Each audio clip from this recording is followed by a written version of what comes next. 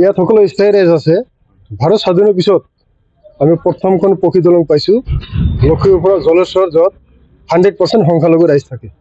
আমাৰ ভাৰতীয় জনতা পাৰ্টিৰ নেতৃত্বত ডক্টৰ হিমন্ত শৰ্মা ডাঙৰীয়া নেতৃত্বত এই পক্ষী ব্ৰিজখন আমি পাইছোঁ। ইয়াৰ আগত আহোঁতে কিমান অৱস্থা বেয়া আছিল আপোনালোকে জানে।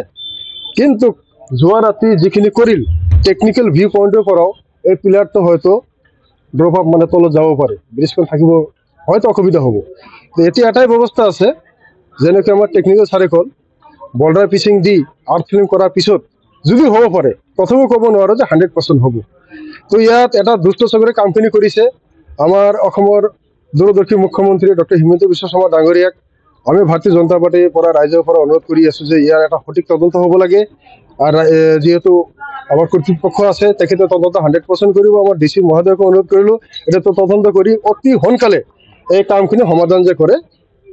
আৰু এই JCB অখাটো JCB আৰু ট্ৰেক্টৰৰ যিটো দৌৰাত্ম, সেইসকলো বিষয়ে আপোনালোকে এইটো বিভাগীয় কৰ্তৃপক্ষই কৰিব, যি কৰিব লাগে। ইয়াতো কি অলপ আগতে আমি গম পালোঁ কথাটো। ইঞ্জিনিয়াৰ ছাৰে মোক কল কৰি ক'লে, মই বেলেগ ছাইডত আছিলোঁ। তো গতিকে আহি চালোঁ, যিটো কাম কৰিছে সেইটো কোনো পধ্যেই গ্ৰহণযোগ্য নহয়। কাৰণ কেপটো যে আছে, কেপৰ তলত এতিয়া মাটিটো পানীৰ সোঁত অহাৰ লগে লগে ঢৌ অহাৰ লগে লগে গোটেইখিনি ওলাই যাব। ওলাই গ'লে ছেটেলমেণ্ট হোৱাৰ এটা চান্স থাকে।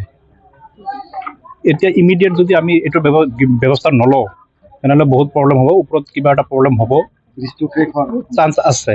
আমি নকওঁ যে হ'ব বুলি, বাট হ'ব পাৰে। গতিকে এইটো বস্তু যোনে কৰিছে, মই ক'ম যে পুলিচ প্ৰশাসনক যে উচিত তদন্ত হ'ব লাগে, আৰু বস্তুটো যোনে কৰিছে তাক উচিত শাস্তি দিব লাগে।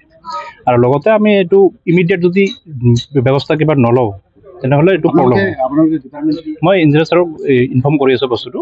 ছাৰ অলৰেডি DC ছাৰৰ তাতে কিবা এটা মিটিঙত আছে, DC ছাৰক ইনফৰ্ম কৰিব বস্তুটো। গোটেইখিনি মই ইনফৰ্মেশ্যন দি দিছোঁ। বাকীখিনি ইঞ্জিনিয়াৰ ছাৰে যি কৰে সেইটো এতিয়া অৱগত হোৱা নাই। আমি এইটো পুলিচে তদন্ত কৰি হেৰি কৰিব বস্তুটো।